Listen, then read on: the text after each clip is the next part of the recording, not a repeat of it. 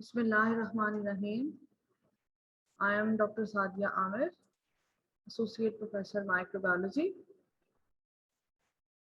Last time हम pathogenesis हमने start की थी, इसका जो है ना पार्ट 2 हमने डिस्कस किया था और हम देख रहे थे कि डिटर्मिनेंट्स ऑफ पैथोजेनेसिस। ठीक है, ये हमने देखा था कि क्या क्या डिटर्मिनेंट्स होते हैं पैथोजेनेसिस के। They are mainly 5।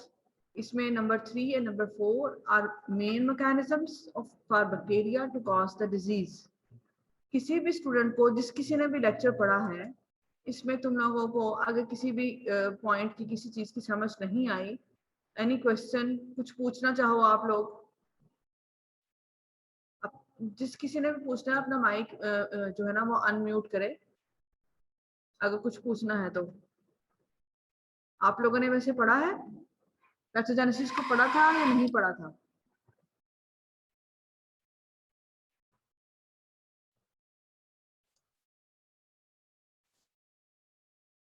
Mohammad Faraz, please unmute your mic. Mohammad Faraz, please unmute your mic. Hello. अस्सलामुअलैकुम। वालेकुम अस्सलाम, क्या हाल है आपका? अल्हम्दुलिल्लाह। अच्छा फराज, आपने ले ली है बुक माइक्रोबायोलॉजी की? नहीं ली?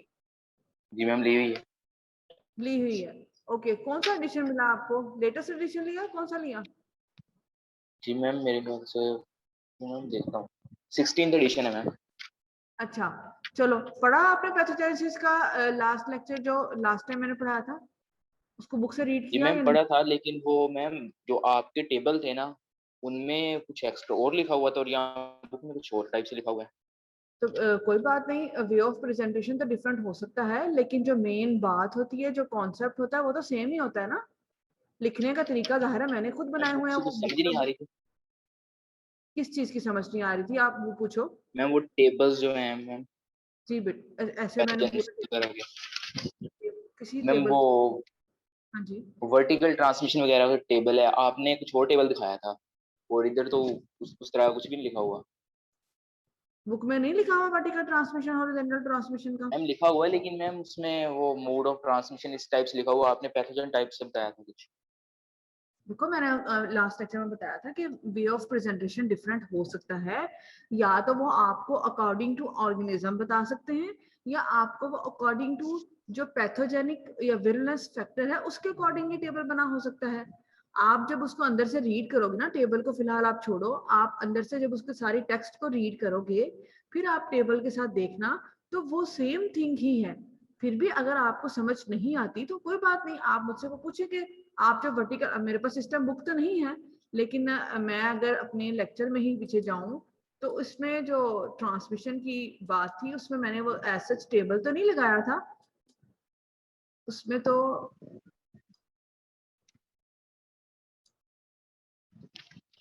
डिफरेंट मोड ऑफ ट्रांसमिशन के रूट्स थे ना, जिसमें सबसे पहले जी मैम। हमने बात। हाँ जी, मैं 1 मिनट।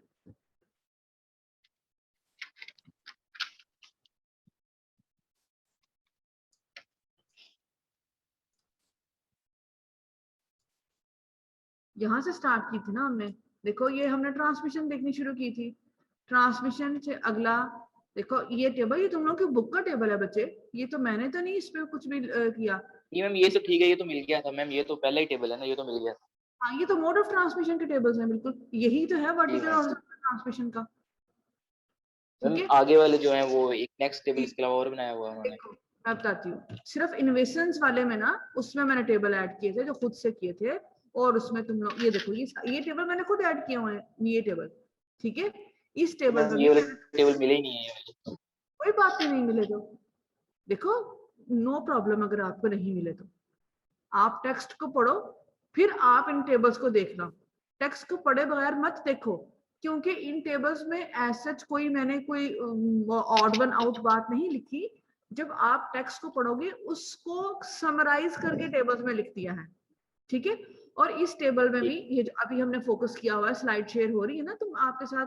जी मैम। इस टेबल में भी देखो जो आपके लेफ्ट मोस्ट पे जो फर्स्ट कॉलम है उसमें इन्वेसिन है, हाइलुरोनिडेज है, कोलाजिनेज है, अकॉर्डिंग टू द एंजाइम्स है पहले कॉलम में, और नेक्स्ट कॉलम में जो बैक्टीरिया वो प्रोड्यूस कर रही है वो मेंशन्ड है।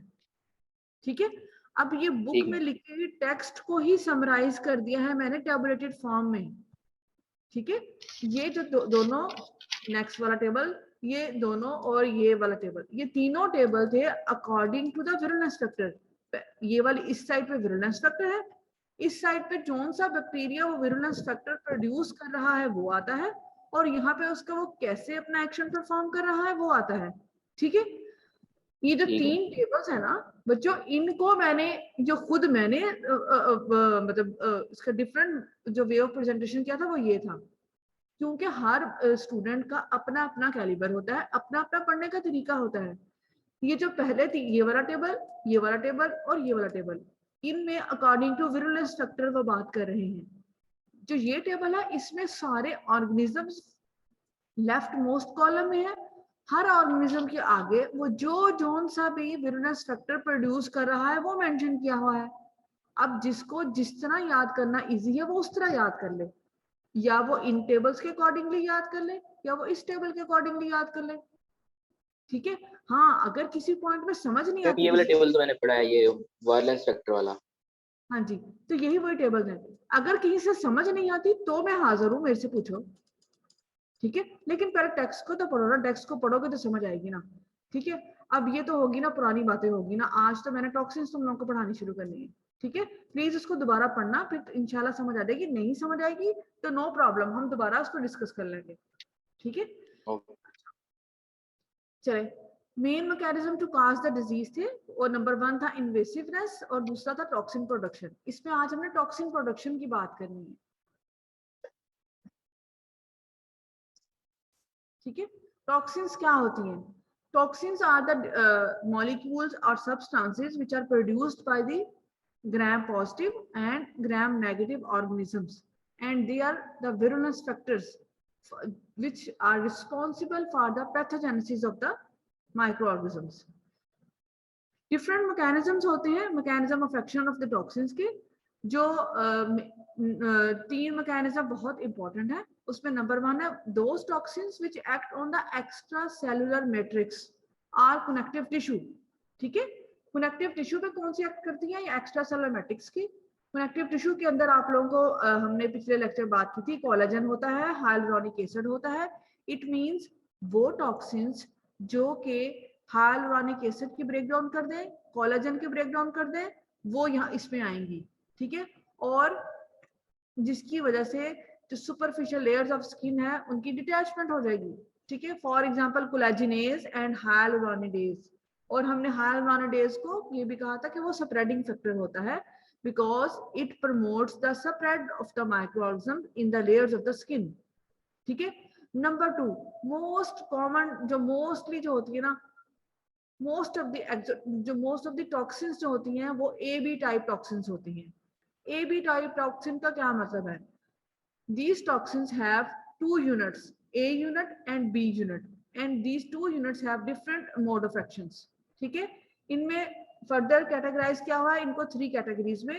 Those AB type toxins which have the ADP ribosylating activity, it means कि वो ADP ribosylation करते हैं। इसमें ये 3-4 एग्जांपल्स हैं।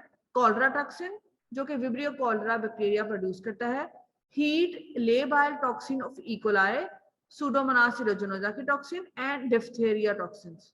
ठीक है, ये टॉक्सिन्स के नाम हैं जो कि ए बी टाइप हैं और एडीपी राइबोसाइलेशन करती हैं। इनका मैकेनिज्म ऑफ एक्शन ये होगा। अब those A B type toxins with lytic activity on the 28S ribosomal RNA, आपने आरएनए पहले पढ़े हुए, ribosomal RNA, transfer RNA, messenger RNA. उसमें राइबोसोमल आरएनए का जो लार्जर सब यूनिट है वो 28S का होता है। उस पे जो एक्ट करेंगी वो है, उसमें एग्जांपल है शीगा टॉक्सिन। शिगेला जो बैक्टीरिया है ग्राम नेगेटिव रॉड, उसकी जो टॉक्सिन है उसको हम कहते हैं शीगा टॉक्सिन। ठीक है, नंबर 3 पे आएगा those toxins which are A B type toxins with partially characterized site of action. उसकी एग्जांपल्स में आएगा बोtulinum टॉक्सिन, टेटनस टॉक्सिन और एंथ्रैक्स की जो लेबाइल टॉक्सिन है वो आएगी इसके अंदर। ठीक है, ये तुम लोगों के एक है कि डिफरेंट मैकेनिज्म ऑफ एक्शंस है। नंबर 3 जो है वो है मेम्ब्रेन डैमेजिंग टॉक्सिन्स। इसके अंदर स्टेफ ऑरियस की टॉक्सिन्स आएंगी, स्ट्रेप्टोकोकस निमोनिया की आएंगी और क्लोस्ट्रीडियम परफरेंजिस वाला बैक्टीरिया जो है उनकी टॉक्सिन्स मेनली ऐसे एक्ट करती है, मेम्ब्रेन डैमेजिंग टॉक्सिन्स। ये सारे मैकेनिज्म हम वन बाय वन पढ़ेंगे। ये आप लोगों की बुक का टेबल है, इसमें वही बात देखो टैबुलेटेड फॉर्म में। मैंने आप लोगों से पहले कहा था कि जो है जो टेक्स्ट लिखा हुआ एक आप एक या दो पैराग्राफ में जो बात लिखते हो, अगर आप उनको टैबुलेटेड फॉर्म में या फ्लो चार्ट की फॉर्म में लिखोगे तो definitely it will be easy for the examiner to check it. ठीक है, तो हमेशा पेपर में उस एग्जामिनर के लिए इजीनेस क्रिएट करते हैं ताकि वो इजीली आपके पेपर को चेक कर सके। पहले वाली बात ये जो मेन मैकेनिज्म्स हैं चारों एडीपी राइबोसिलेशन से जो जो एक्ट कर रही हैं, ये बच्चों आप लोगों को ये चीज याद करनी पड़नी है कि ये एडीपी राइबोसिलेशन से कौन कौन से बैक्टीरिया या कौन कौन सी टॉक्सिन्स इस प्रोसेस के थ्रू एक्ट करेंगी। देखो, अगर आप लोग एक दफा पैथोजेनेसिस के चैप्टर में थोड़ी सी जरा स्ट्रगल करके थोड़ा सा वर्क हार्ड करके एक दफा इनको याद कर लोगे ना, तो देखो जब आप लोग स्पेशल बैक्टीरियोलॉजी पढ़ोगे ना, उसके अंदर जब आप क्राइनी बैक्टीरियम डिप्थेरिया बैक्टीरिया पढ़ोगे तो उसके मैकेनिज्म ऑफ एक्शन में यही आएगा कि वो डिप्थेरिया टॉक्सिन प्रोड्यूस करेगा और उसकी टॉक्सिन एडीपी राइबोसिलेशन से एक्ट करेगी। ठीक है, जब विब्रियो कॉलरा पढ़ोगे तो उसकी टॉक्सिन कॉलरा टॉक्सिन होगी, उसमें भी एडीपी राइबोसिलेशन का मैकेनिज्म पढ़ोगे।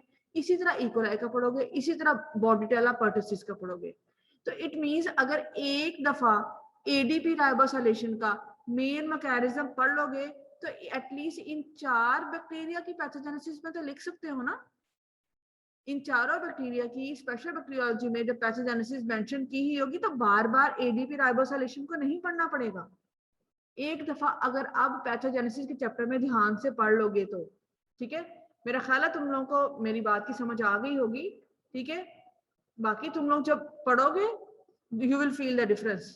जब स्पेशल बैक्टीरियोलॉजी में जाओगे तुम लोगों को उसको रिकॉल करना इजी हो जाएगा। ठीक है, super antigens mechanism of action है सुपर एंटीजेंस। अब कौन कौन सी एक्सोटॉक्सिन्स इसके थ्रू एक्ट करती हैं, उसमें है टॉक्सिक शॉक सिंड्रोम टॉक्सिन, इसको हम TSST भी कहते हैं, या स्टेफिलोकोकस की जो इंटेरोटॉक्सिन्स है एंड इरेथ्रोजेनिक टॉक्सिन ऑफ स्ट्रेप्टोकोकस पायोजेनिस, ये सारी सुपर एंटीजेंस होती हैं।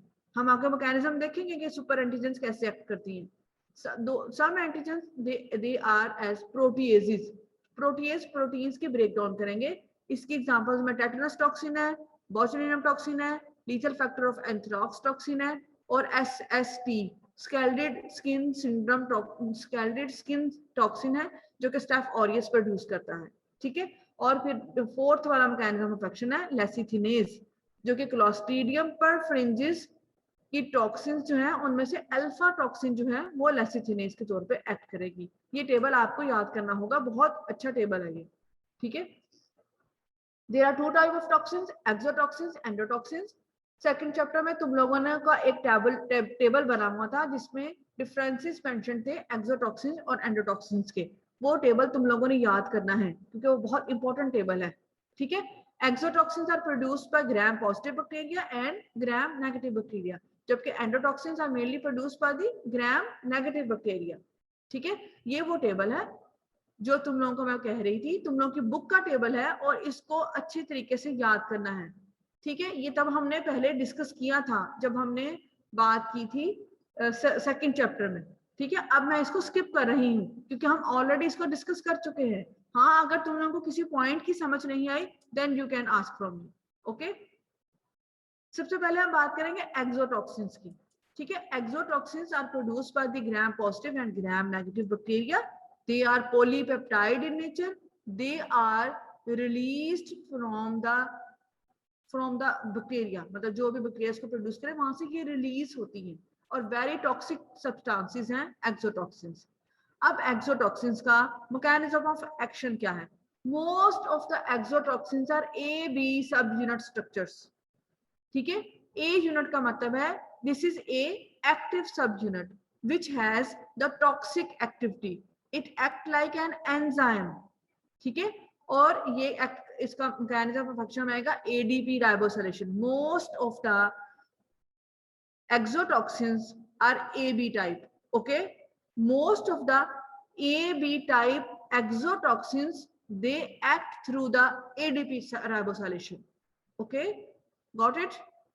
ADP ribosylation में क्या होता है? It catalyzes the addition of the ADP adenosine diphosphate ribose to the target proteins. ठीक है, ADP राइबोस को from the nicotinamide adenine dinucleotide से मूव करेगा to the target proteins. So the target proteins या तो वह इनएक्टिवेट हो जाएंगी या वह हाइपर एक्टिवेट हो जाएंगी, और दोनों केसेस में डिजीज अपीयर होगी, सिम्टम्स अपीयर होंगी, प्रोटीन की सिंथेसिस इनहिबिट कर जाएगी.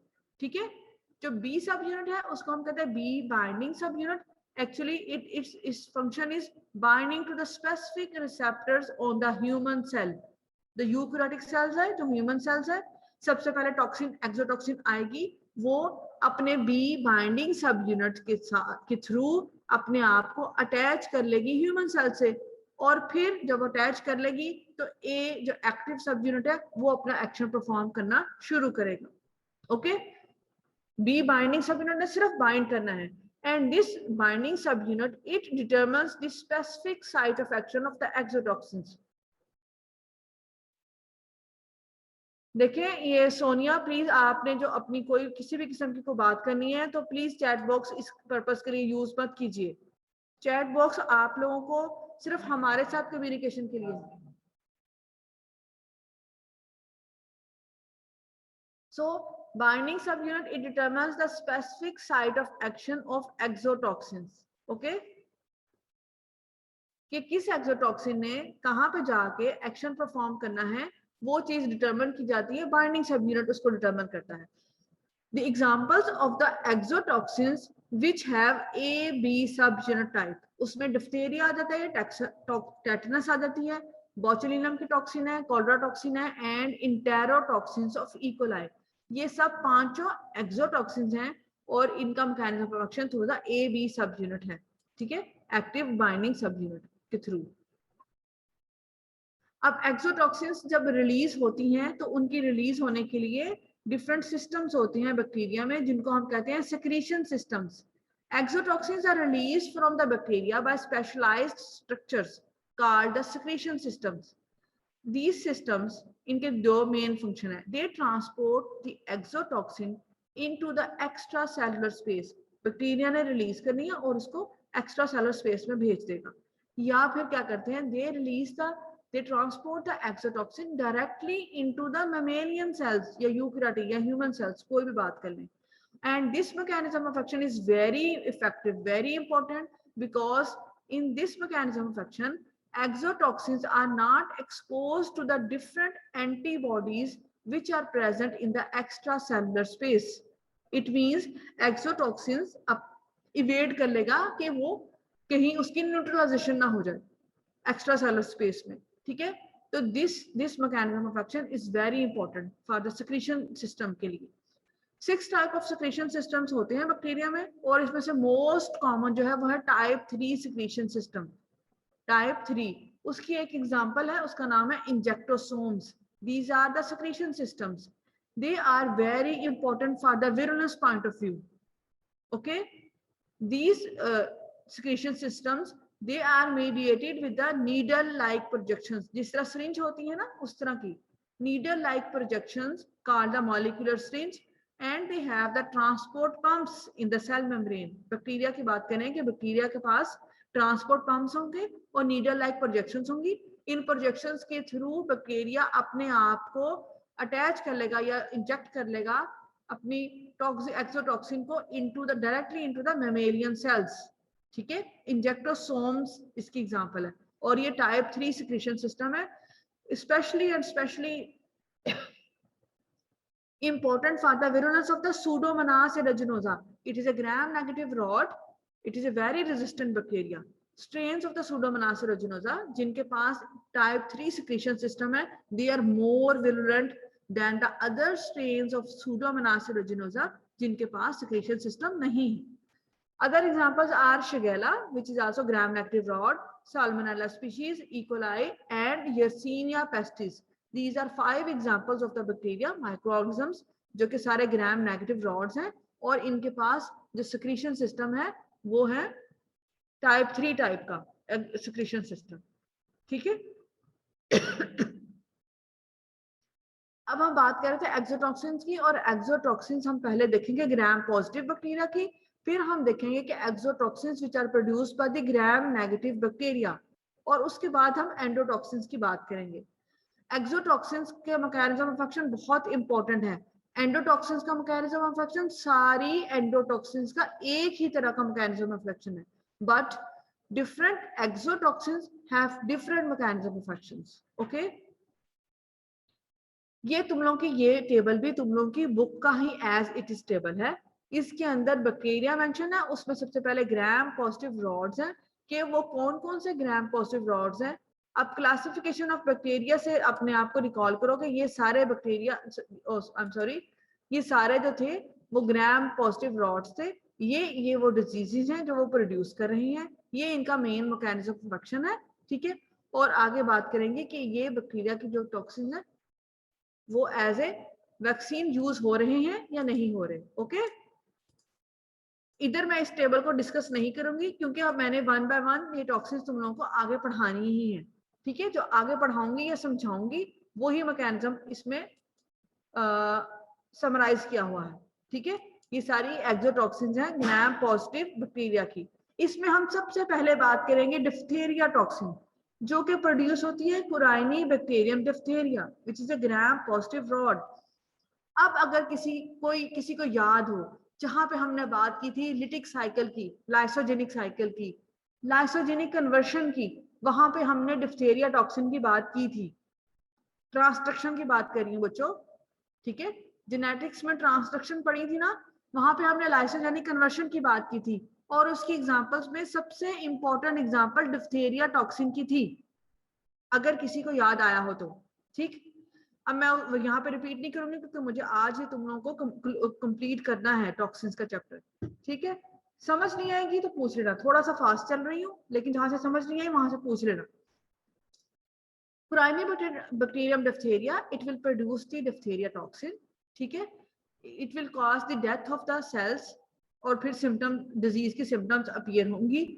सिम्टम्स में क्या आता है, सूडो मेम्ब्रेन्स बन जाती हैं थ्रोट में और मायोकार्डाइटिस होता है। This toxin is synthesized as a single polypeptide, जो कि लार्जर मॉलिक्यूलर वेट का होता है। ठीक है, सिंगल पॉलीपेप्टाइड, और वो नॉन टॉक्सिक होगा क्योंकि उसकी जो एक्टिव साइट है इस एंजाइम की, इस पॉलीपेप्टाइड की, वो मास्क्ड है। ठीक है, वो मास्क्ड है, वो अवेलेबल नहीं है एक्शन परफॉर्म करने के लिए। ठीक है, उस पे एक अमाइनो टर्मिनल होगा, एक कार्बोक्सी टर्मिनल होगा। सिंगल पॉलीपेप्टाइड की बात कर रही हूं मैं।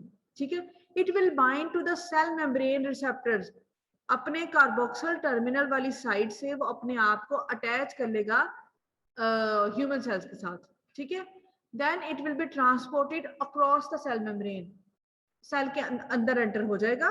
ठीक है, सेल के अंदर जाने के बाद उसकी हो जाएगी प्रोटियोलिटिक, उसकी मतलब उसमें निक्स आएंगे, उस क्लीवेज कह सकते हैं हम उसकी, प्रोटियोलिटिक प्रोटीएजेस उस पर एक्ट करेंगे और उसकी प्रोटियोलिटिक क्लीवेज हो जाएगी and reduction of सल्फाइड्रल group.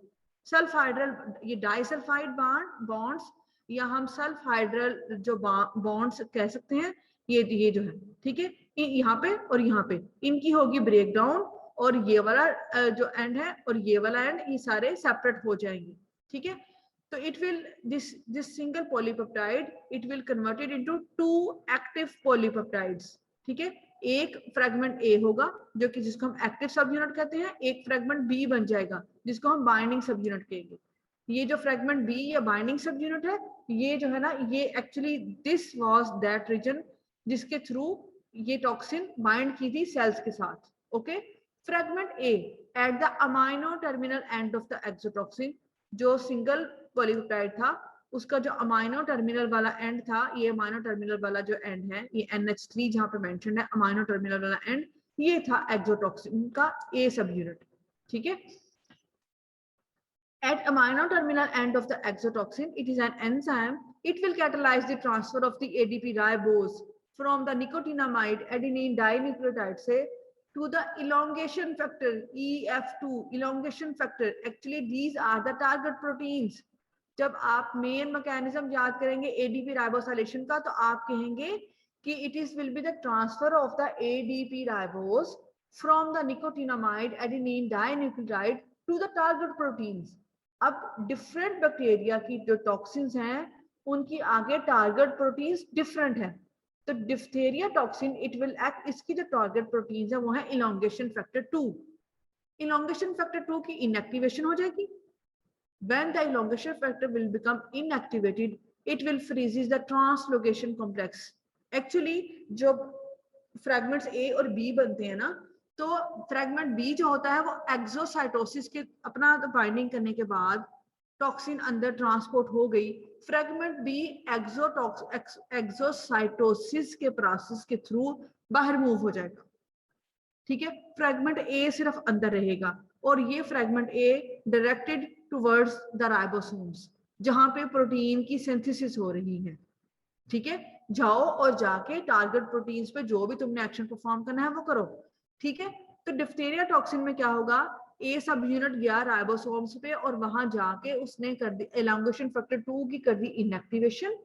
It will freezes the translocation complex जो वहां पे प्रोटीन की सिंथेसिस हो रही थी, और एंड रिजल्ट क्या होगा, प्रोटीन सिंथेसिस विल स्टॉप. ठीक है, दिस जो बी या binding factor it is specific for the elongation factor 2. No other protein is ADP ribosylated due to this special. ये क्यों होता है कि हर टॉक्सिन जो होगी उसका जो फ्रेगमेंट है वो टारगेट प्रोटीन के लिए स्पेसिफिक होता है कि उसने उसी टारगेट जो फ्रेगमेंट ए है, ठीक है, उसने उसी स्पेसिफिक टारगेट प्रोटीन की जाके ही उसी पे एक्शन करना है. जैसे डिफ्थेरिया टॉक्सिन का जो है वो स्पेसिफिक है इलोंगेशन फैक्टर 2 के लिए, किसी और प्रोटीन की एडीपी राइबोसाइलेशन नहीं होनी due to the special amino acid which is modified histidine. ठीक है, स्पेशल अमाइनो एसिड है, मॉडिफाइड हिस्टिडीन है, कॉल्ड डिफ्थामाइड. ठीक है, डिफ्थेरिया टॉक्सिन में ये इस अमाइनो एसिड की मॉडिफिकेशन की वजह से है कि वो सिर्फ इलोंगेशन फैक्टर 2 के पास है. In all the eukaryotic cells no tissue bind करेगा ऑल यूकैरियोटिक सेल्स के साथ, कोई टिश्यू या ऑर्गन की स्पेसिफिसिटी नहीं है. ठीक है, प्रोकैरियोटिक और mitochondrial protein synthesis will not be affected because उनके जो इलोंगेशन फैक्टर है वो कोई डिफरेंट है. सिर्फ इलोंगेशन फैक्टर जो ऑल यूकैरियोटिक सेल्स का है उसके साथ बाइंड करेगा. ठीक है, प्रोकैरियोटिक या माइटोकॉन्ड्रियल प्रोटीन सिंथेसिस को अफेक्ट नहीं करेगा क्योंकि उनका इलोंगेशन फैक्टर डिफरेंट है, नॉन ससेप्टेबल है. ओके, फ्रैगमेंट बी की बात करें जो हमने पहले भी बात की, at the carboxyl terminal and जो होगा वो फ्रैगमेंट बी होगा और इसका मेन फंक्शन सिर्फ बाइंडिंग का है. ये बाइंड करेगा और टॉक्सिन को ट्रांसपोर्ट कर देगा सेल के अंदर. ठीक है, just it will mediate the transfer of the rest of the polypeptide into the cell. ठीक, ये दोनों फ्रैगमेंट्स की बात की. This is your bookish diagram, इस पिक्चर में दिखा रहे हैं. देखो ये डिफ्थीरिया टॉक्सिन है पूरी की पूरी, जिसको हम कहेंगे सिंगल पॉलीपेप्टाइड. अभी इसके फ्रैगमेंट्स नहीं बने, ये अपने बी बाइंडिंग जो साइट है at the carboxyl terminal, it will bind with the different receptors on the surface of the eukaryotic sales, bind कर जाएगा और टॉक्सिन को ट्रांसफर कर देगा सेल के अंदर. वहां पे इसकी होगी ब्रेकडाउन, रिलीज, दोनों फ्रैगमेंट हो जाएंगे सेपरेट और एक्टिव सब यूनिट होगा वो करेगा इलोंगेशन फैक्टर 2 की एडीपी राइबोसाइलेशन और प्रोटीन सिंथेसिस को कर देगा इनहिबिट, जिसकी वजह से होगी सेल डेथ. ओके, अब इस सारे प्रोसेस का हर चीज का अल्लाह ताला ने एक फीडबैक मैकेनिज्म या एक नेगेटिव फीडबैक या पॉजिटिव फीडबैक भी रखा हुआ है. हर चीज को ये नहीं है कि उसमें कोई चेक एंड बैलेंस नहीं है, हर चीज को कंट्रोल मैकेनिज्म्स भी हैं. अब इस प्रोसेस का भी एक कंट्रोल मैकेनिज्म है and these genes are called the tox genes. They code for the exotoxin. Okay, they are carried by the lysogenic bacteriophage.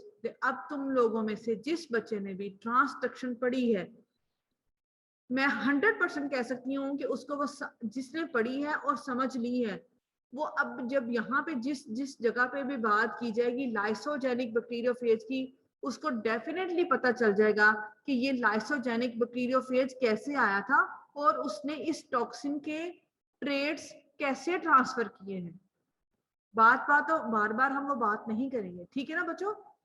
तुम लोग लाइसोजेनिक बैक्टीरियोफेज से अब तुम लोग को याद आ जाएगा कॉल्ड द बीटा फेज, ठीक है। लाइसोजेनिक कन्वर्शन होगी और जिसकी वजह से ये टॉक्सिन के जीन्स जो है ना ये ट्रांसफर होंगे। रेगुलेशन ऑफ द एक्सोटॉक्सिन की सिंथेसिस, रेगुलेशन कैसे होगी एक्सोटॉक्सिन के सिंथेसिस की? इंटरेक्शन होगा with the iron in the media with the talks gene repressor. Bacteria produce कर रहा है टॉक्स जीन रिप्रेसर प्रोटीन्स, और जहां पे उसने अपने आप को ग्रोथ और न्यूट्रिशन लेनी है तो उस ग्रोथ और न्यूट्रिशन के लिए उसको आयरन चाहिए, ठीक है। आयरन और ये टॉक्स जीन की जो रिप्रेसर प्रोटीन्स है ये आपस में इंटरेक्ट करेंगी और इस इंटरेक्शन की वजह से रेगुलेशन ऑफ एक्सोटॉक्सिन सिंथेसिस होगी। जैसे जैसे आयरन की कंसंट्रेशन इंक्रीज करेगी मीडिया में, iron repressor talks gene repressor का कॉम्प्लेक्स बना हुआ है, ये इनहिबिट कर देगा ट्रांसक्रिप्शन ऑफ टॉक्स जीन्स को, ठीक है, और उसका एक्शन को इनहिबिट कर देगा, ठीक। Other organisms whose exotoxins they act by the ADP ribosylation। पहले हमने बात की थी वो कौन कौन से हैं जिनकी टॉक्सिन्स जिसकी टॉक्सिन्स ए बी टाइप हैं। अब जो ऑर्गेनिजम्स की बात की जाएगी वो एक्सोटॉक्सिन्स जो ए बी टाइप तो हैं लेकिन उनका आगे further mechanism of action ADP ribosylation है। उसमें ये तीन आते हैं, इकोलाई, विब्रियो कॉर्डा और Bordetella pertussis, okay. Diphtheria toxin and Pseudomonas aeruginosa की एक्सोटॉक्सिन ए, उन दोनों का मैकेनिज्म ऑफ एक्शन सेम है। पीछे जो मैंने तुम लोगों को बताया वही मैकेनिज्म ऑफ एक्शन होगा सूडोमोनास एरेजिनोसा की एक्सोटॉक्सिन ए का। एक ही बैक्टीरिया कई टाइप्स के एक्सोटॉक्सिन प्रोड्यूस कर सकता है, ठीक है, इसीलिए उसकी एक्सोटॉक्सिन ए भी होती है और बी भी होती है सूडोमोनास एरेजिनोसा की। उसमें जो एक्सोटॉक्सिन ए होगी उसका mechanism of action diphtheria toxin के जैसा होगा। तो ये तीन बैक्टीरिया हैं जिनकी ए बी टाइप टॉक्सिन तो है और साथ के साथ वो एडीपी राइबोसाइलेशन भी हो रही है। अब यहाँ पे मैं बात करूं कि वो कौन कौन सी एक्सोटॉक्सिन्स हैं जिनकी exotoxins they are encoded by the lysogenic bacteriophage. तुम लोगों को मेरी बात की समझ आई कि कौन कौन सी एक्सोटॉक्सिन्स हैं those which are encoded by the lysogenic bacteriophage या बीटाफेज कह लें। उसमें एक तो होगी डिप्थीरिया टॉक्सिन, इसके अलावा कौन सी आ रही है? इसके अलावा आ रही है बोचुलिनम टॉक्सिन, ठीक है, इसके अलावा आ रही है कॉलरा टॉक्सिन। ये दो तीन टॉक्सिन जो होंगी these exotoxins they are encoded by the bacteriophages, ठीक है।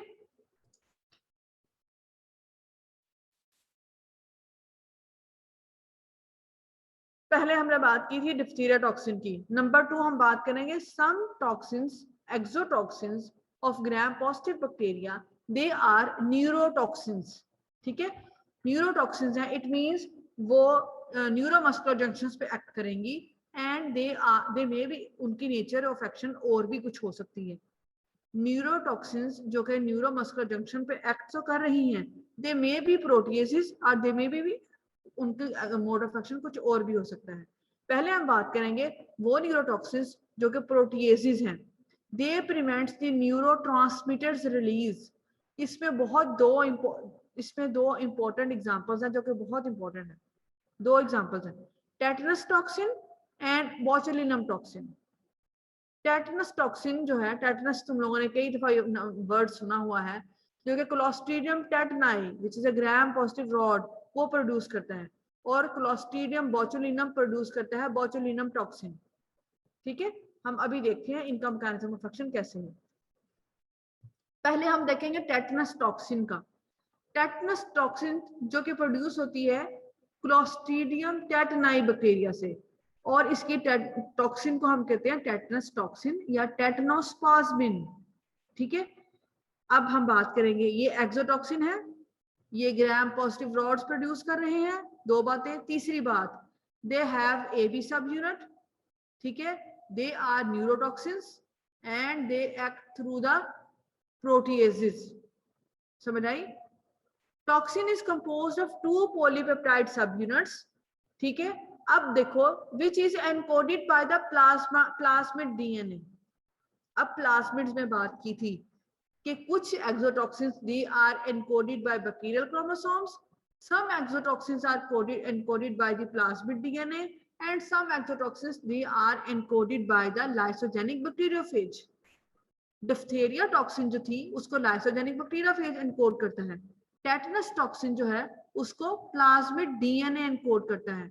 अपनी आसानी के लिए अपनी बुक पे अटैचमेंट पेपर को ऐड करो और उसके ऊपर हेडिंग लिखो कि वो एक्सोटॉक्सिन्स जो कि लाइसोजेनिक बैक्टीरियोफेज एनकोड करता है। जैसे जैसे पढ़ते जाओगे उसके अंदर वो बैक्टीरिया ऐड करते जाना, अच्छा ये बैक्टीरिया भी इसके थ्रू एनकोड होता है। नेक्स्ट पेज पे कुछ और पढ़ोगे, अच्छा ये टॉक्सिन भी लाइसोजेनिक बैक्टीरियोफेज ही एनकोड करता है, वो मेंशन कर लेना। इसी तरह एक और अटैचमेंट पेपर ऐड करो, उस पे लिखो कि वो एक्सोटॉक्सिन्स जो कि एनकोडेड होती है बाय द प्लाज्मिड डीएनए और उसके अंदर उनको एनलिस्ट करो। इस तरह पढ़ने से तुम लोगों को पढ़ना और मेमोराइज करना आसान हो जाएगा। ओके, अच्छा इस टॉक्सिन की 2 पॉलीपेप्टाइड्स होती है, it is composed of 2 polypeptides. एक हैवी चेन होती है, एक लाइटर चेन होती है। हैवी चेन का फंक्शन है, हैवी चेन जैसे ए और बी सब यूनिट की बात कर रहे हैं उसी तरह हैवी और लाइटर चेन है। आप समझ लो हैवी चेन जो है वो बाइंडिंग सब यूनिट है, ठीक है। It will bind to the ganglioside receptors in the neuronal membrane. और जो लाइटर चेन है उसका फंक्शन होगा एक्ट एज ए प्रोटीएज, ठीक है, जो कि टॉक्सिक फंक्शन होगा। This toxin it is released at the site of the peripheral wound. जब भी हमारा कभी रोड साइड एक्सीडेंट हो जाए, हमें कोई ओपन वुंड आ जाए, ठीक है, हमारी लेग्स पे, बाजू पे, कहीं पे भी ओपन वुंड हो, ठीक है, और वो गंदा वुंड है, गंदे से मुराद है वो एक्सपोज हुआ है किसी भी डर्टी सरफेस से, मट्टी से, हम मट्टी में गिर गए हैं या किसी भी ऐसी जगह पे गिरे हैं जो कि गंदी थी, गंदी प्लेस थी, तो और हमें ओपन वुंड हो गया। इट मीन्स वो डर्ट या डस्ट में या वो जिस जगह पे भी हम गिरे हैं जहां से हमें एक्सीडेंटल जो कोई भी इंजरी हुई है वहां पे मे भी ऑर्गेनिज्म ग्राम पॉजिटिव रॉड हो सकता है जिससे हमें टेटनस हो जाए, ठीक है। तो this toxin is released at the site of peripheral wounds. It will travel through the blood stream और it will travel through the retrograde axonal transport. दोनों, या तो हमारे ब्लड में एंटर हो जाएगी या हमारे न्यूरॉन्स के थ्रू रिट्रोग्रेड ट्रांसफर होगी, सेंड होगी ऊपर, ठीक है, टू द एंटीरियर हॉर्न और interstitial neurons of spinal cord, ठीक है, वहां चली गई। यहां तक हमने टॉक्सिन को पहुंचा दिया, आगे क्या होगा? It will block the release of the inhibitory neurotransmitters, ठीक है, जो इनहिबिटरी न्यूरोट्रांसमीटर्स हैं, for example glycine, inhibitory neurotransmitters की इनहिबिशन हो जाएगी। जब इनहिबिटरी न्यूरोट्रांसमीटर्स की इनहिबिशन हो जाए इट मींस एक्साइटेटरी न्यूरोट्रांसमीटर्स का फंक्शन अनचेक हो जाएगा। मेरा ख्याल है तुम लोगों को समझ आ गई होगी, अगर नहीं समझ आई तो मुझे बताना, मैं रिपीट कर दूंगी। It will block the release of the inhibitory neurotransmitters, so inhibitory neurotransmitters are non functional, जिसकी वजह से एक्साइटेटरी न्यूरॉन्स या न्यूरोट्रांसमीटर्स आर अनअपोज्ड। एक्साइटेशन हो जाएगी more and more, unchecked excitation हो जाएगी हमारे मसल्स की, कन्वल्सिव कंट्रैक्शंस होना शुरू हो जाएंगी वॉलंटरी मसल्स की, जिसकी वजह से मसल स्पैज्म हो जाएगा। इसको हम कहते हैं स्पास्टिक पैरालिसिस, ठीक है। स्पास्टिक पैरालिसिस, जो वॉलंटरी मसल्स हैं हमारी बैक के, हमारे जॉज के, वो उनकी कंट्रैक्शंस हो जाएंगी। Spasm of the jaw and neck muscles, इसको हम कहते हैं लॉक जॉ, ठीक है। if the voluntary muscles of the respiratory tract they are involved, so due to the excessive contractions जो है जो मसल्स हैं वो एग्जॉस्ट हो जाएंगे और फिर वो जो है ना डेथ हो जाएगी और रेस्पिरेटरी फेलियर हो जाएगी, ठीक है। And respiratory failure is the main cause of the death, ठीक है। तो ये है टेटनस टॉक्सिन की बात कर रहे थे। दूसरी टॉक्सिन है बोचुलिनम toxin. It is also a neurotoxin which acts through the proteases, which जिसका mechanism of action proteases है. न्यूरोटॉक्सिन है, ए भी सब यूनिट है, प्रोटीएज है, क्लोस्ट्रीडियम बोचुलिनम प्रोड्यूस कर रहा है. जो ये पैरालिसिस प्रोड्यूस करेगा उसकी फ्लैसिड पैरालिसिस कहते हैं. टेटनस टॉक्सिन और बोचुलिनम टॉक्सिन के मैकेनिज्म ऑफ एक्शन दोनों का बिल्कुल एक दूसरे से ऑपोजिट है. टेटनस टॉक्सिन प्रोड्यूस कर रहा था स्पास्टिक पैरालिसिस, बोचुलिनम टॉक्सिन प्रोड्यूस कर रहा है फ्लैसिड पैरालिसिस. और this is the most toxic substance in the microbiology. One of the most toxic compound for the humans is the botulinum toxin. Even इसका 1 gram is the lethal dose. Less than 1 gram is sufficient to cause and to kill the host. Okay. This is encoded by the plasmid. ये toxin तीनों तरीके से encode होती है, plasmid से भी, temperate bacteriophage से भी, and also by the bacterial chromosomes. ठीक है. This toxin is composed of 2 polypeptide subunits which are held by the disulfide bonds. One subunit, binding subunit, it will bind to the receptors. Other subunit means वो जो बात करें A subunit की, it is a protease and it will cause the degradation of the proteins. 6 serotypes of botulinum toxin which are from A to F they have discovered. ठीक है. Next toxin जो हम बात कर रहे हैं वो है बैसिलस एंथ्रेसिस की टॉक्सिन. अच्छा, एक बात मैंने मिस कर दी. जो बोचुलिनम टॉक्सिन है इसने करनी है flaccid paralysis. It will inhibit the release of the excitatory neurotransmitters. जब एक्साइटेटरी न्यूरोट्रांसमीटर्स की इनहिबिशन हो जाएगी तो डेफिनेटली मसल्स की कॉन्ट्रैक्शंस नहीं होंगी. इनहिबिटरी न्यूरोट्रांसमीटर्स अपना फंक्शन परफॉर्म करेगा. स्पेशली द एक्साइटेटरी न्यूरोट्रांसमीटर्स में आ जाती है एसिटाइल कोलिन, उसकी कर देगा इनहिबिशन और जिसकी वजह से होगा फ्लैसिड पैरालिसिस. ठीक है. The next bacteria is the bacillus anthracis जो कि एंथ्रैक्स करता है. It is also a gram positive rod. It will produce 3 type of exotoxins. Number 1 जो 3 एक्सोटॉक्सिन्स प्रोड्यूस करेगा, oedema factor, lethal factor and protective antigen. अब तुम लोग कहोगे मैडम बुक में इस तरह नहीं है. बुक में बिल्कुल इस तरह नहीं है. बुक में लिखा हुआ मैंने इस फॉर्म में कंपाइल किया है क्योंकि इस फॉर्म में लिखा हुआ पढ़ना और याद करना इजी है. ठीक है. One toxin is oedema factor. It will act as an adenylate cyclase. It will raise the cyclic AMP. आगे थोड़ा सा हम जाके इसकी डिटेल में बात करेंगे कि साइक्लिक एएमपी कैसे रेज होगा.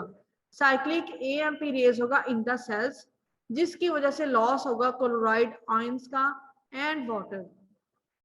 ये इनका जब लॉस होगा तो एडिमा हो जाएगा, oedema form in the tissues. This is the oedema factor. Lethal factor इसकी हम बात करना चाह रहे हैं. Lethal factor it will behave as an protease. It will cleave the phosphokinases. जब ये काइनेसिस लॉस हो जाएंगे and these kinesis they mediate the transcription process जो कि प्रोटीन के सिंथेसिस में हेल्प कर रहे हैं. No signal transduction. Loss of the control of the cell growth. Cell growth का कंट्रोल ही लॉस हो जाएगा. Failure of the cell growth और सेल डेथ हो जाएगी. ओके. इसकी जो थर्ड टॉक्सिन है it will behave as a protective antigen. जब भी किसी एंटीजन के साथ प्रोटेक्टिव एंटीजन का वर्ड यूज किया जाए इसका मतलब ये होता है कि इसका मतलब ये नहीं होता कि वो एंटीजन प्रोटेक्टिव है. No, this antigen will induce the production of the antibodies. या फिर अगर हम खुद से बाहर से उस एंटीजन के लिए एंटीबॉडीज यूज करें तो वो उस डिजीज से प्रोटेक्ट कर देगी. ठीक है.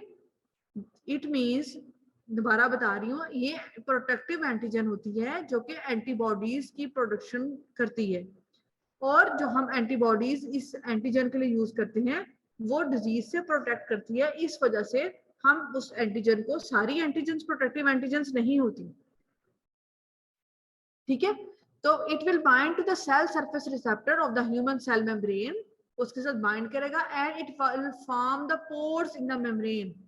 जब मेम्ब्रेन के अंदर पोर्स बन जाएंगे तो सब आप एडिमा फैक्टर और लीथल फैक्टर को भूल जाओ। सबसे पहले प्रोटेक्टिव एंटीजन अपना फंक्शन परफॉर्म करेगी, बाइंड करेगी सेल सरफेस के साथ, सेल मेम्ब्रेन्स में करेगी पोर्स, और इन पोर्स के through edema factor and lethal factor it will enter inside the cell.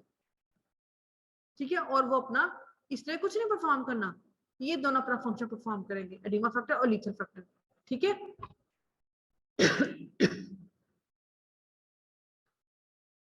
Next are the proteases which are not neurotoxins. उनकी बात करेंगे कि वो कौन कौन से जो एक्सोटॉक्सिन्स हैं which are actually proteases but they not don't act through the neurotransmitters. इसमें एग्जांपल है एक्सफोलिएटिंग टॉक्सिन या एपिडर्मोलिटिक टॉक्सिन। इसको एपिडर्मोलिटिक ऐसे इसलिए कहते हैं कि ये स्किन की सुपरफिशियल लेयर्स को, जो नीचे वाली सबक्यूटेनियस टिश्यू है, उससे सेपरेट कर देती है। ठीक है, it is produced by the Staph aureus and it causes the scalded skin syndrome because it cleaves the desmosomes which are present in the connective tissue of the skin. वहां पे proteins होती है डेस्मोग्लाइन, उनकी क्लीवेज कर देता है। These desmoglines then they will cause the breakdown of the desmosomes. Desmosome is a structural part of the connective tissue. तुम लोगों ने एनाटॉमी में पढ़े, हिस्टोलॉजी में desmosomes। तो ये वहां पे एक्ट करेंगी, एक्सफोलिएशन कर देंगी स्किन की। एक्सफोलिएशन मींस रिमूव, मतलब स्किन पील ऑफ होके उतरना शुरू हो जाती है। ठीक है, तो एक्सफोलिएट कर देगी स्किन को, और इसको हम एपिडर्मोलिटिक टॉक्सिन, मतलब एपिडर्मस जो है उसको इसकी ब्रेकडाउन कर रहा है। दूसरी टॉक्सिन है जो कि act through the protease, it is Panton Valentine leukocidins, PV leukocidins भी कहते हैं। They are also produced by the Staph aureus. यहाँ पे मैंने मेंशन किया है MRSA, इसको हम मरसा भी कहते हैं। तुम लोगों ने नाम सुना हुआ होगा मेथिसिलिन रेजिस्टेंट स्टेफ ऑरियस। जब हम स्टेफ ऑरियस पढ़ेंगे तब हम बात करेंगे कि ये methicillin resistant Staph aureus strains कौन सी होती हैं, जिनको हम कहते हैं MRSA strains, very very very resistant strains of the Staph aureus. It act as a pore forming, ठीक है, and it will destroy the WBCs, white blood cells, skin and subcutaneous tissue. Next आती हैं वो exotoxins which act through the membrane damaging toxins. ये toxins क्या करती हैं, enzymatically they digest the phospholipids और phosphoproteins in the membranes. जो हमारी साइटोप्लाज्मिक मेम्ब्रेन होती है वो डबल मेम्ब्रेन होती है, डबल वॉल्ड होती है, और उसके अंदर फॉस्फोलिपिड्स और प्रोटीन्स होती हैं। एक्चुअली ये उनकी ब्रेक डाउन कर देगा। It will behave as a detergents, it will punch the holes in the cell membranes, जिसकी वजह से साइटोप्लाज्मिक कंटेंट्स जो है वो लीक आउट कर जाएंगे। इसकी बड़ी इंपॉर्टेंट एग्जांपल है क्लोस्ट्रीडियम परफ्रिंजिस की। क्लोस्ट्रीडियम परफ्रिंजिस जो कि गैस गैंग्रीन करता है। ठीक है, Clostridium perfringens different toxins produce करता है। इसमें जो फॉस्फोलाइपेज टॉक्सिन है, it will behave as a membrane damaging toxins and it will destroy the blood vessels, create an anaerobic environment for the organism to grow. ठीक है, number पहले हमने बात की थी डिप्थीरिया टॉक्सिन की, नंबर 2 पे हमने बात की थी न्यूरोटॉक्सिन्स की। ठीक है, उसमें हमने देखा था कि जो टॉक्सिन्स प्रोटीएज के तौर पे एक्ट करती हैं। अब हम बात करेंगे साइटोटॉक्सिन्स की। इसकी एग्जांपल है Clostridium difficile which is also a gram positive rod, it will produce the cytotoxins. Bacteria produce two exotoxins, exotoxin A and exotoxin B. Exotoxin A, it will behave as enterotoxin. Those exotoxins which act on the gastrointestinal tract, उनको हम कहते हैं enterotoxins, मतलब enteric tract से related हैं, and it will cause watery diarrhea. Exotoxin B, it is a cytotoxin. ठीक है, दोनों जो टॉक्सिन्स हैं एक्सोटॉक्सिन ए और exotoxin B, both are glucosyl transferases. They will cause the glucosylate करेंगे सिग्नल ट्रांसडक्शन प्रोटीन्स को, जिनको हम कहते हैं आरएचओ जीटीपीएसीस। इनहिबिट करेंगे जीटीपीएसीस को, और उसके रिजल्ट में क्या होगा कि डिसएग्रीगेशन हो जाएगी एक्टिन फिलामेंट्स की इन द साइटोस्केलेटन। इसमें ऐसा कुछ समझाने वाला नहीं है, इसलिए मैं जल्दी जल्दी कर रही हूँ ताकि मैं इसको कंप्लीट करना चाह रही हूँ। जो जहां समझाने वाली बात आएगी वहां पे मैं आप लोगों को एक्सप्लेन कर दूंगी। ठीक है, एक्सोटॉक्सिन बी के करेगी, ग्लूकोसाइलेशन करेगी एंड डिसएग्रीगेशन करेगी एक्टिन फिलामेंट्स को इन द साइटोस्केलेटन, जिसकी वजह से अपोप्टोसिस हो जाएगी एंड सेल डेथ हो जाएगी। आप लोगों ने अपोप्टोसिस में इसको मैकेनिज्म पढ़ लिया हुआ है। नंबर 4 लेसिथिनेस। लेसिथिनेस में हमने टेबल में देखा था कि क्लोस्ट्रीडियम परफ्रिंजिस की अल्फा टॉक्सिन जो होती है it will behave as a lecithinase. Okay, many exotoxins are produced by the clostridium perfringens। उसमें जो टॉक्सिन जो है 7 lethal factors हैं and 5 enzymes हैं which are produced by the clostridium perfringens। all are the virulence factors। 7 plus 5 means 12। it means clostridium perfringens have 12 virulence factors जो toxins वाले में आ जाएंगे। ठीक है, उसमें से 7 lethal factors हैं और 5 enzymes हैं। इन 5 enzymes में से one of the enzyme is lecithinase जिसको हम अल्फा टॉक्सिन बी कहेंगे। Rest of the enzymes are hyaluronidase, collagenase and kinases and proteases। ठीक है, अब ये क्या करेगा, hydrolyze the lecithin in the cell membrane. Lecithin की हाइड्रोलाइसिस कर देगा तो डिस्ट्रक्शन हो जाएगी सेल मेम्ब्रेन की and widespread cell death हो जाएगी। ठीक है, these are mentioned। 7 lethal factors हैं, 5 enzymes हैं और इसके पास एक इंटेरोटॉक्सिन भी है जो कि सुपर एंटीजन के तौर पे एक्ट करेगी। अभी हम बात करते हैं सुपर एंटीजेंस की भी।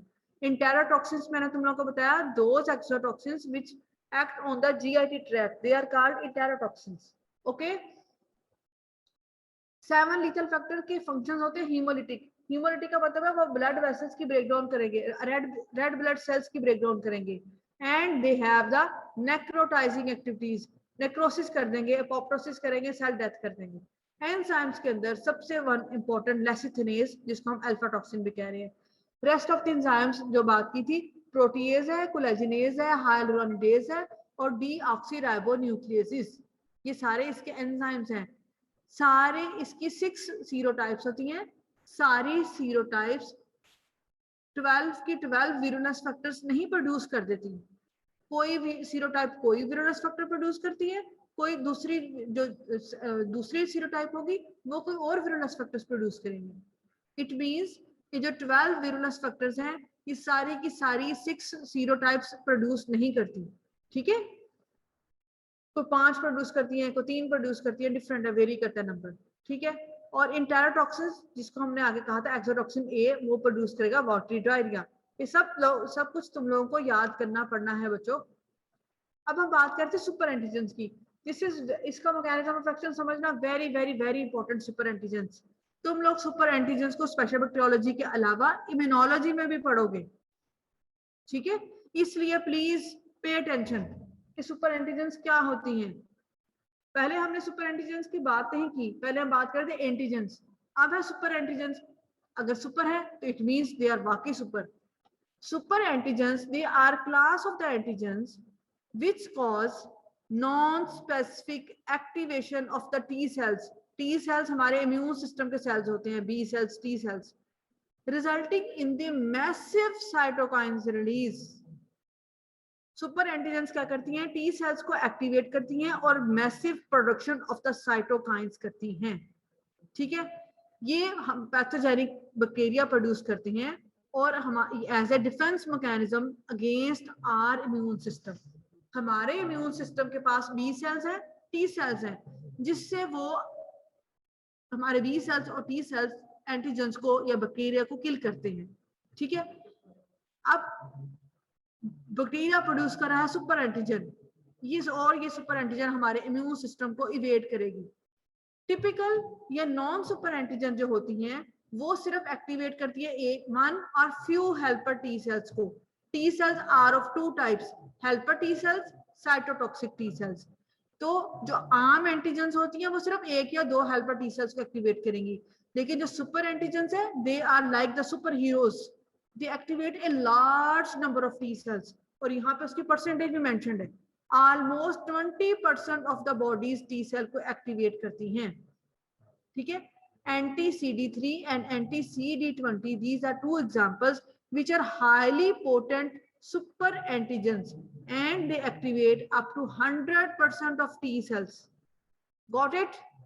सुपर एंटीजेंस की एग्जांपल्स में आती हैं toxic shock syndrome toxin of Staph aureus and Streptococcus pyogenes. ठीक है, ये large number of T cells को प्रोड्यूस करेंगी, एक्टिवेट करेंगी। इसको हम इसीलिए इसको हम टी सेल माइटोजन भी कहते हैं। नंबर 2 एग्जांपल है स्टेफिलोकोकस की इंटेरोटॉक्सिन्स, they also behave as super antigens and they cause the food poisoning, pottery, diarrhea. Number 3, erythrogenic toxins of streptococcus pyogenes, it will also behave as a super antigens and the DNA for this toxin it is encoded by the temperate bacteriophage. Okay,